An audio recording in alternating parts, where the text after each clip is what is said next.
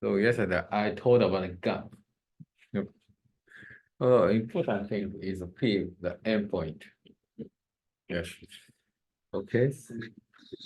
In the again, interoperability to P the endpoint. But in extension, it's relatively easy. But in question, it's somewhat different. So my recommendation is lift up the heel, but never apply power stress.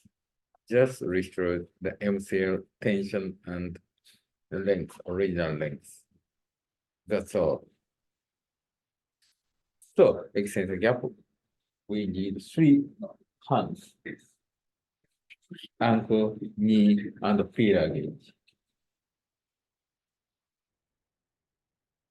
Okay. So, basically, if you attend Oxford Japan course, okay, so you frequently hear about never extend knee fully. Otherwise, posterior capsule can underestimate the extension gap because contracted posterior capsule can shorten the middle gap. But so do not extend the knee and 20 degrees flexion, the posterior capsule can relax. Then we can estimate, evaluate MCL length and tension properly. But in fact, it is a very important point. Or maybe you have already heard about this. Sometimes full extension is looser than the 20 degrees flexion. I don't know the reason why, but it is true. According to our previous research, around 40% patient had looser extension gap than 20 degree flexion. So I recommend you not only a 20 degree, but also the full extension should be evaluated very deep. This is my, this is the paper. Our ex-resident of this hospital. So around 40% of the looser extent. Yeah. And interestingly, if the last pivot is small, such as 0, 1, 2, so full extension tend to be loose. If the last pivot is 1 or 2, you also evaluate full extension. I don't know reason, but it is true. So the last because it's 3, 4, 5. If 20 degree is looser than the full extension. But 0, 1, 2. After 2, you should take about full extension gap. So, however, there is no difference between the about HKA, LDFA, and PTA posterior stroke angle between 0 degree loose group and the 20 degrees loose group. But only the difference was last pivot site. Oh, sorry, this is the same burn. This is this. So you can easily find this article on the AOTS, Archive of Orthopedic Trauma Surgery. So another concern is the bearing lift off in deep flexion. And sometimes the bearing is twist anteriorly after the trial.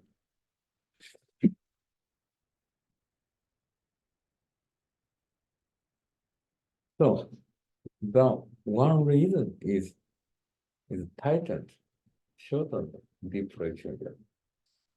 So in flexion gap never change. So it doesn't matter the spigot size. But Of course, extension gap can enlarge if we increase the milling spill size and mill more. But in the same time, deep pressure gap can shorten. So this is another cause of such pushed bearing antenna. So, of course, another reason is osteophyte and remnant meniscus. But such a deflection is not controllable. We cannot control the deflection gap. We only care about the full extension gap. But at the same time, that can affect the gap in perfection. So this is another concern.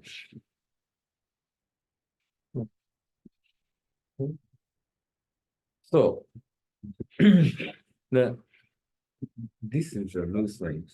So extension and the fraction lift off. Lift up. So another cause is a loose fraction gap. If the fraction gap is loose, the bearing can unstable. They can push and turn even by the normal. But it is uncontrollable again. So, but I think it doesn't matter as long as there is no meniscus of the fibers of the median. Because after the anesthesia, the recovery to the patient conscious, the surrounding muscle can contract. So, in the depression, it can be shortened and compressed.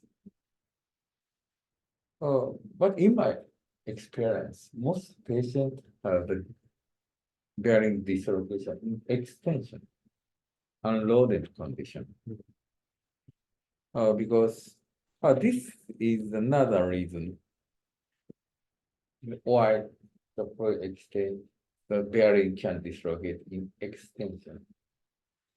Because it's something around how patient has the unexpected loose full extension here. And in standing, it doesn't matter because the load compression load can be due to the body weight. But in superposition, in the leg on the bed and the rollover, the leg can stretch. And at that time, so the patient extends the knee and affect the overstretch.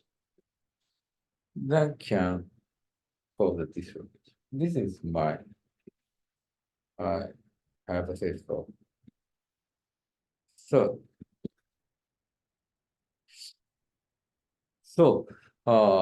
depression gap is another concern. Of course, as I said, after the recover from the anesthesia, the muscle can contract and compress the joint, even in the flexion. But it is ideal if you can avoid the loose depression gap. The one solution is select the larger bearing, larger femoral component size. Because the bearing size is strictly followed the size of the femur component. If I use femur component S, we should use femur component S, the bearing S bearing. So this is a 1 by 1.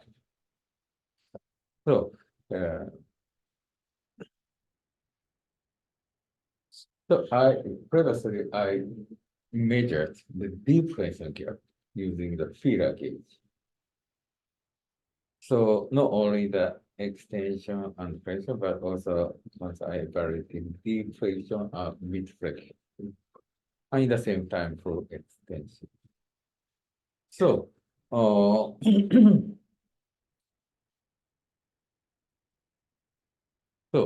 around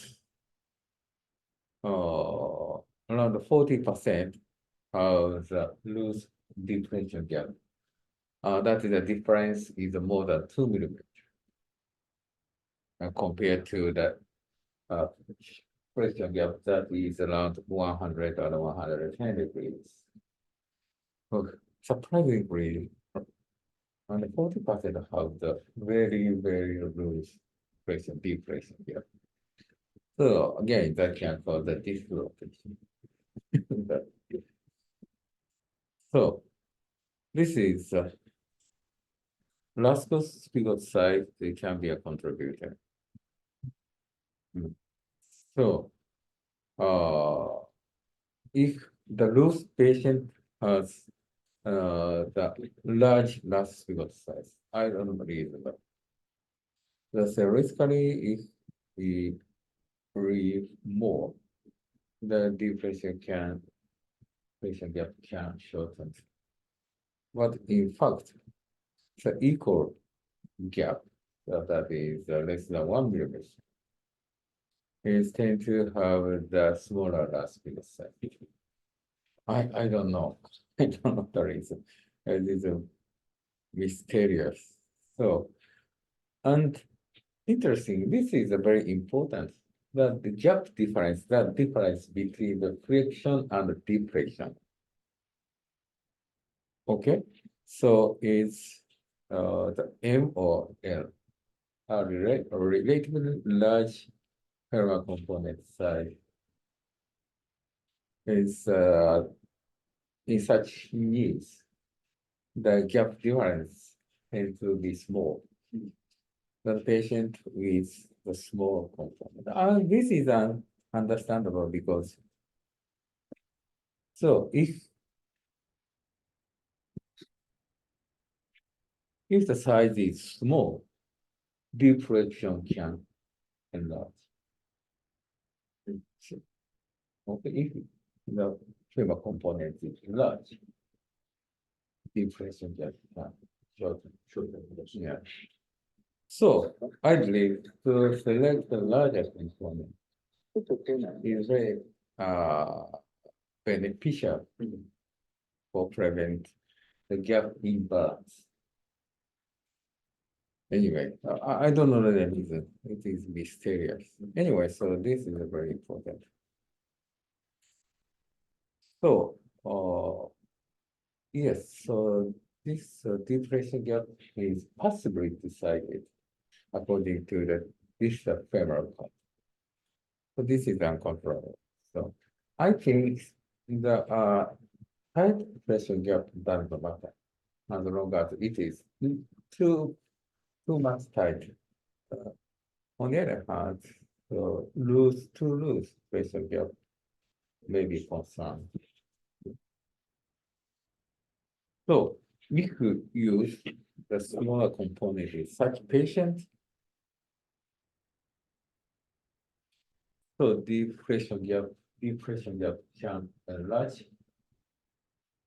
And in the same time, mid fraction can be tight. Please consider this point and this point is same. The difference is the radius.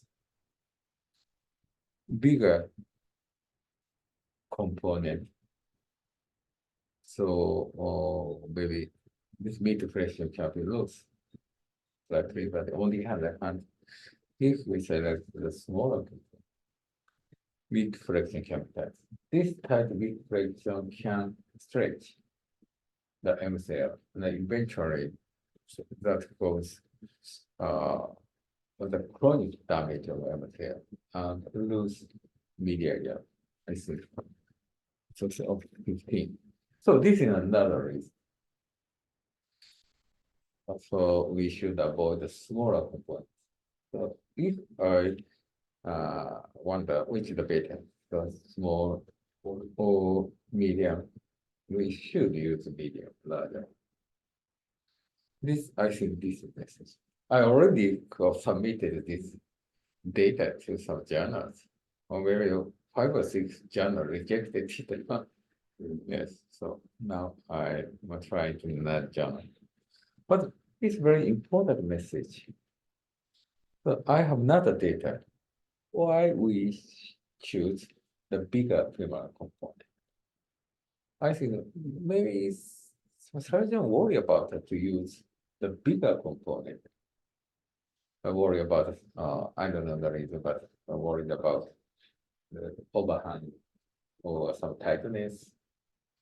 But I recommend use the big components doesn't matter. But the small one can cause the loose depression and tight depression. This is the message.